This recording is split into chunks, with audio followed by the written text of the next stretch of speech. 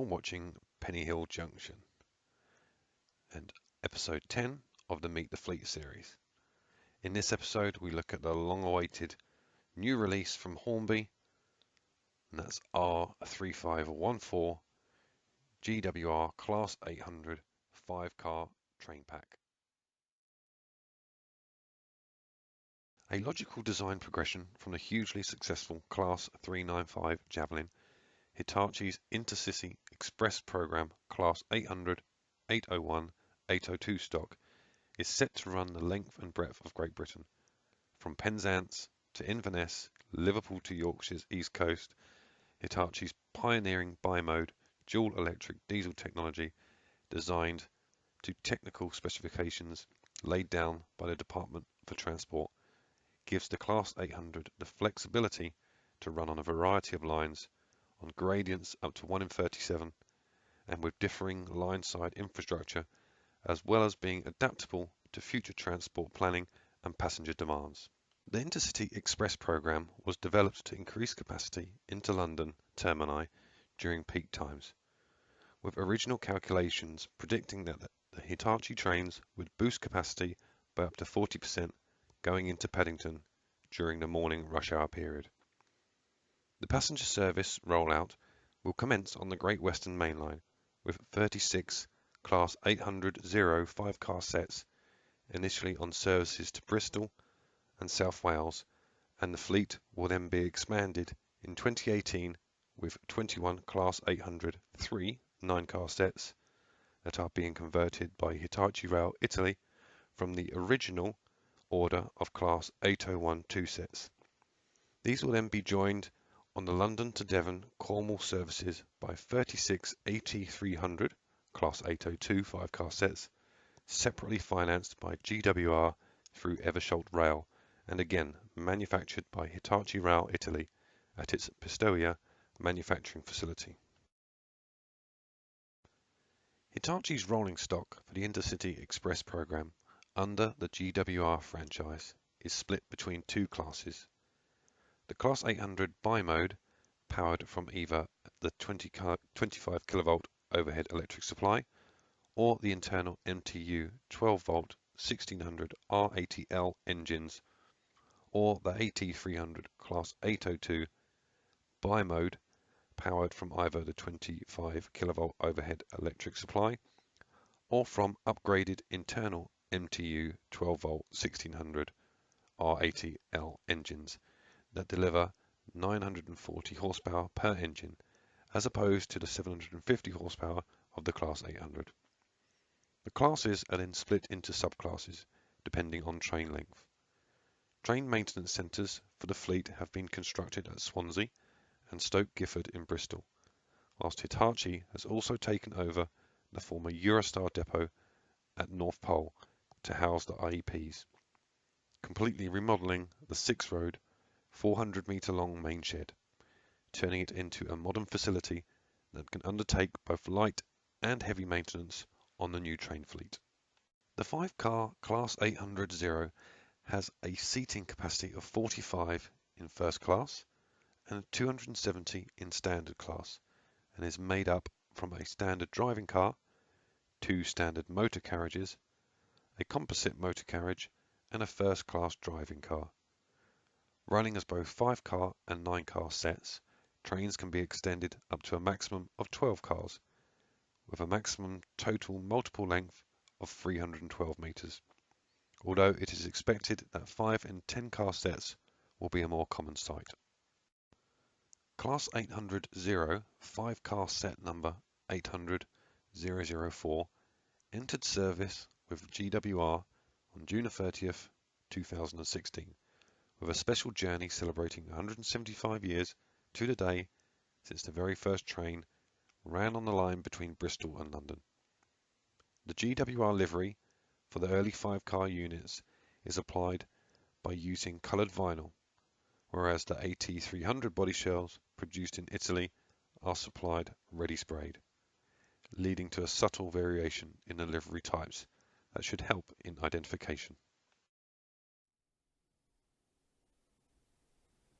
And so here it is, the long-awaited Hornby GWR Class 800 5-car train pack. Hornby product number R3514.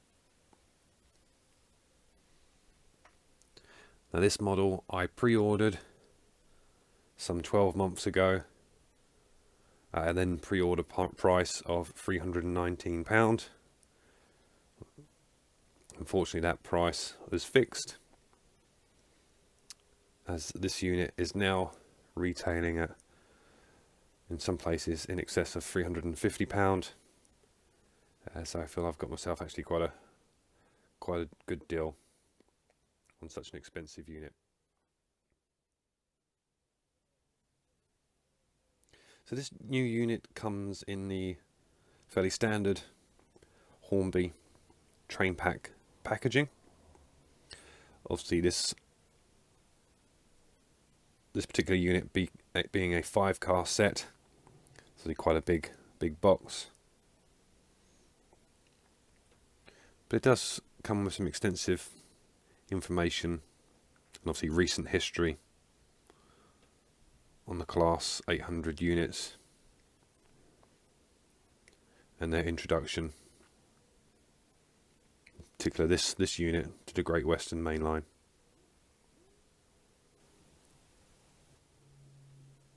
So in terms of the internal packaging, this unit comes in the polystyrene trays. As you see, there's 2 trays sealed with a piece of the white card, very similar to the HST train packs. So as we remove the first cover, we can see in this first polystyrene casing that we have the end units, which of course the motorised and non-motorised power cars. And with this model, Hornby retain the same information leaflet with general information, hints on running in the loco, your routine maintenance information,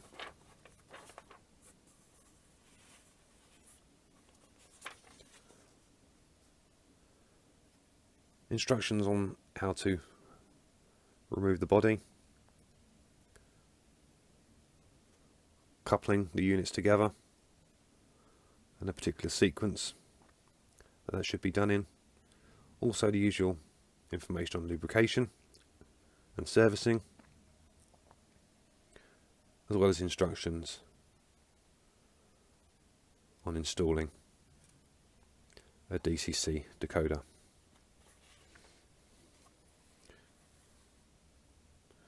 And on the rear, the usual information from Hornby around spare parts and service and safety information, etc. Also, in addition,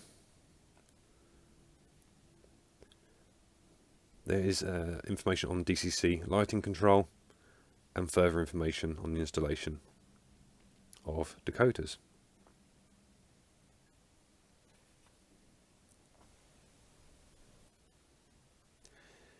And now moving on to the second tray,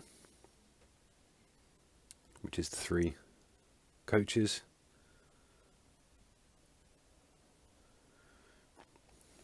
One thing I noticed, I say over initial inspection, everything seems to be in one piece. Nothing appears to be damaged in transit, which is obviously always good news. However, where I think Hornby perhaps just lacking here is that, particularly with Bachmann multiple units, they use the icebox packaging, and Hornby do so, I know, on plenty of their rolling stock and perhaps individual locos. But as you can see here, there's quite a bit of movement within that polystyrene surround, And of course, where there's movement, there's opportunity for damage. But anyway, I'll get all the units out, take closer inspection, and ensure that everything is as it should be. Okay, so I now have the two end units removed from its packaging. You see here we have running number 800004, which is Sir Daniel Gooch, and that is the motorised end unit. And at this end we have Isambard Kingdom Brunel. And already, just getting them out the box, you can clearly see that the level of detail that has gone into this model is absolutely fantastic.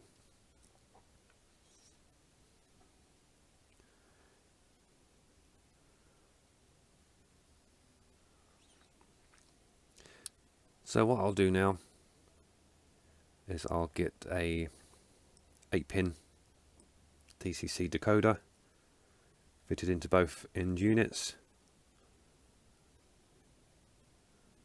and talk you through what should be a relatively simple process. Okay, so making use of this polystyrene packaging, I've placed both end units upside down, and now I'm going to begin the process of removing these bottom sections here, which should expose the PCBs and the blanking plates, which I'll then remove and install the 8-pin decoders. So for this model I am using, once again, as with many of my other locos, I'm using a Bachmann 8-pin decoder, product number 36-553. So far I've had success with all my locos using the Bachmann 8-pin and 21-pin decoders, so I really can't fault them.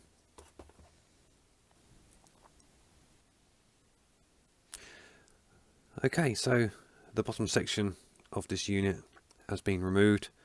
This is from Sir Daniel Gooch, the power car unit, thus exposing the PCB. And as you can see there, we have one blanking plate. So I will use some grips now to safely remove the blanking plate and install my Bachmann 8-pin decoder. Okay, so the 8-pin decoder has now been installed. You can see there's plenty of space at the end here for the chip. I've just placed a little bit of insulation tape on the end there just to keep it in place so it's not moving around when the unit is running. In terms of the blanking plate, so there's the blanking plate there, and as I do with all my decoders, I use the empty box, keep the blanking plate in the decoder's original packaging. As you can see there, I mark up each box with the running number of the unit. Obviously both these ends are running number 800004, so I've just initialed this one SDG, for Sir Daniel Gooch. Obviously I'll do the same for the non-motorised unit, but obviously have that initialed as IKB, for Isambard Kingdom Brunel. So I'll carry on now, put the bottom piece back in place, screw that back on, and I'll get the second chip installed in the non-powered unit, and then when we come back I'll have both these end units on the programming track, and then we'll get them ready for their first run on the layout. Okay, so I've just encountered my first problem with this unit. and that is they're too big for my programming track. As you can see, each end unit is rather large, and it runs right off the end of my programming track. Now, both these units need to be on the same programming track, and both addresses written to the same number. But to get around this issue, all I'm going to do is grab a piece of spare flexi track, use a couple of these Pico power feed joiners, connect them direct into the back of my Elite, and then try programming them that way. So that was a slight oversight, but fortunately it's quickly remedied. So take that to note. If you've got a relatively small programming track and you want to program a class 800, you're going to have to extend it. Okay, so with temporary programming track now in place, and plenty of room for both units, I'll now come over to my Elite.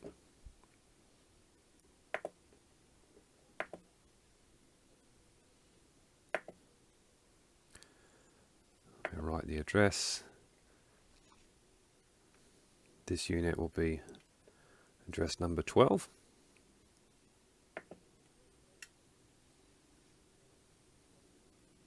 There we go, you can see the internal lights popping on there.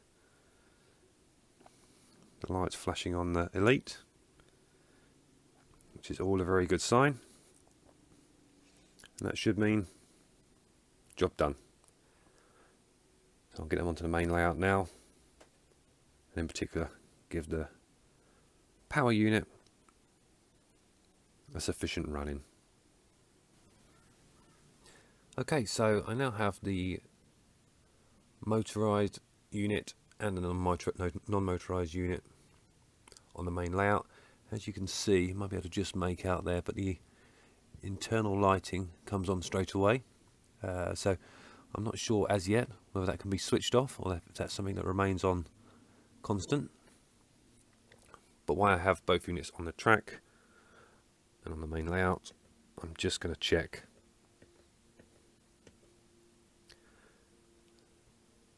that some of the DCC functions work, in particular the lights. So we can just make out the tail lights there. So if we come to the opposite end, that's interesting. That's also got the tail lights showing and what appears to be cab lights on. So it looks like there might need to be some perhaps reconfiguration of the CVs on this decoder, or on these decoders. So I'll look into that now and get those minor adjustments made before giving the power unit a good run on the layout. Okay, so looking at these DCC lighting control instructions provided with the loco, there is a troubleshooting section here that says if the lights are the same both ends of the train. So if a situation occurs where both cars appear to have the same lights on, for example both cars have their headlights or rear lights on at the same time, it is likely that either the dummy or power cars have their default directions changed to be the same. It says to resolve this, set both cars to the same default direction and then reverse the default direction of the dummy car. Either reset the decoder to a factory setting or edit CV29 directly. So I'm going to take a look at my Elite programming manual just to understand exactly how to edit that particular CV. So in the meantime, while I am doing that, what I'm going to do is I will send Sir Daniel Gooch on its way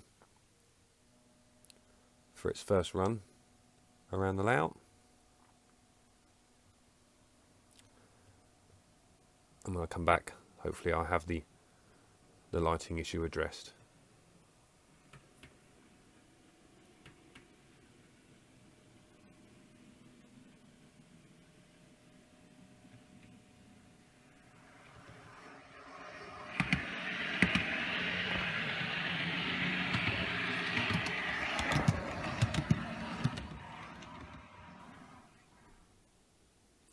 Okay, so the power car has now completed its run-in, and I've also spent some time looking through the Hornby Elite operating manual, and I'm pleased to say that, as you can see from this lead car with its headlights on, the rear car now has the tail lights. And if I switch direction, you'll see that the lights change. So just to give you a little bit of an insight into how I sorted that out. So again, going back to these instructions from Hornby, it says here, if CV29 is set to an odd value, the default direction of the decoder is reversed. An even value indicates the direction is set to factory default. Okay, so it explains here about the Hornby decoder. The default is CV20 of CV29 is 6. So this is a Bachmann decoder, as I mentioned earlier. So I'm not sure what the default CV29 number is for the Bachmann decoder, but it does suggest here that if CV29 is set to equal number 7, the default direction will be reversed. And that's exactly the instructions that I followed, and that has resolved the issue. So for those of you interested and perhaps have an Elite, it was fairly straightforward to do. So I just had to put the dummy car on its own on the programming track. Went into the menu, clicked on Loco, clicked on Direct, and there's an option to write CVs. So I selected, I'm not going to go over it now, so I don't want to mess anything up, although I shouldn't do because nothing's on the programming track. So I select on the right button. Actually, I will press that. So I select on the right button. You'll see it's already coming up with CV29. When I click on that button again, it will ask me what number I want to write to CV29.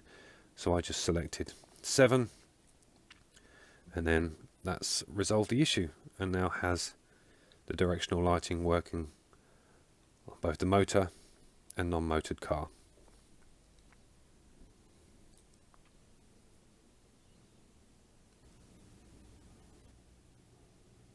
Okay, so with the power car now running, we can take a much closer look at the detailing of this full 5-car Class 800 unit. So starting with the motored power car, you can see straight away a fantastic level of detail that's been applied to this model. I guess that's what you would expect when you're paying well above £300 for a model. But Hornby, from first impressions here, certainly haven't cut any corners. You can see some fine detailing there inside the cab, all the various controls, etc. At some point, perhaps I'll get a driver figure to go inside. But as we move along, you'll see there we have destination boards.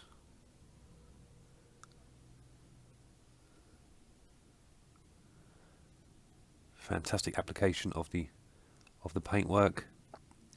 There are obviously some wires exposed through that driver's door there, which is a little bit unsightly. So, shame that hasn't been covered up. But I guess that can perhaps be blacked out by removing the body, maybe covering that window.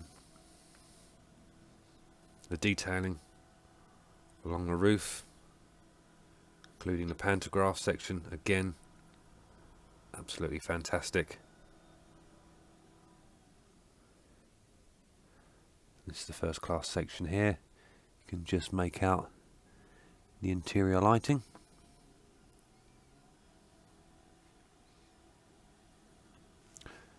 But you look right down into the undercarriage there, the bogies, air conditioning units, etc. All in fine, fabulous detail. It's been a long awaited model, but certainly well worth the wait. As you can see as well,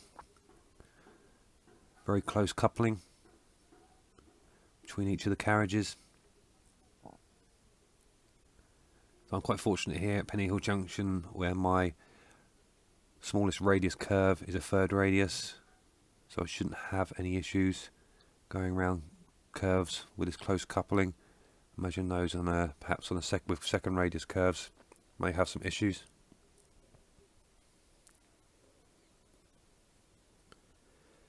But as we follow the unit around, again, it's just quality throughout. Really impressed. This is certainly by far the best purchase I've made through Hornby thus far,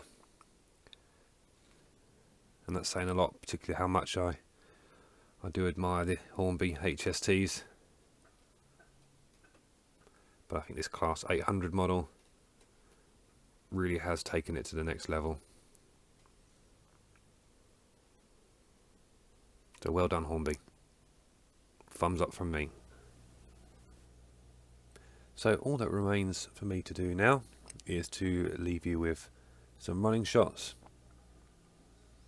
of this 5-car Class 800 unit flying around Pennyhill Junction. So thanks again for watching, and I hope you've enjoyed the video.